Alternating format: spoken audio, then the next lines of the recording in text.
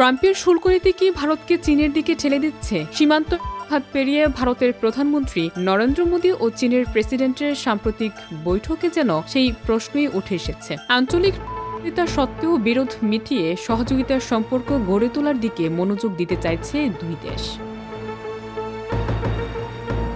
চীনের তিয়ানজিনে প্রায় 1 ঘণ্টা বৈঠক করেন মোদী ও শি জিনপিং। গালওয়ান পর এটাই ছিল দুই দেশের প্রথম শীর্ষ বৈঠক। মোদীর কথায় সীমান্ত থেকে সেনা প্রত্যাহারের পর শান্তি ও স্থিতিশীল পরিবেশ তৈরি হয়েছে। মাঞ্চ সরোবর যাত্রা ও সরাসরি বিমান পরিষেবা চালুর প্রসঙ্গ তিনি তুলে ধরেন।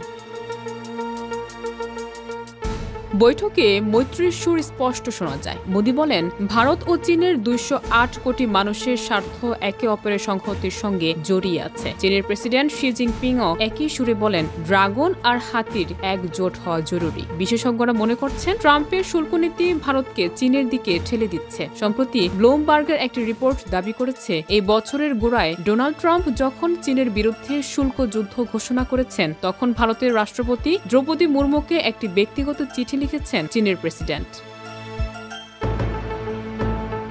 ভারতের এক সিনিয়র সাংবাদিক বলেন, এখন যে ঘটনার প্রবাহ চলছে, মৈত্রীর উদ্যোগ খুব স্বাভাবিক। আমার মিত্র চীনের সঙ্গে ভারতের মাঝখানে প্রবল তৈরি হয়েছিল। চীন পাকিস্তানের হয়ে কাজ করছিল, সরাসরি ভারতের বিরুদ্ধে তারা বিবৃতিও দিয়েছিল। এখন চীন বিষয়টা বুঝতে পেরেছে, তাই আমাদের প্রেসিডেন্টকে চিঠি লিখে সম্পর্ক স্বাভাবিক করার চেষ্টা করেছে।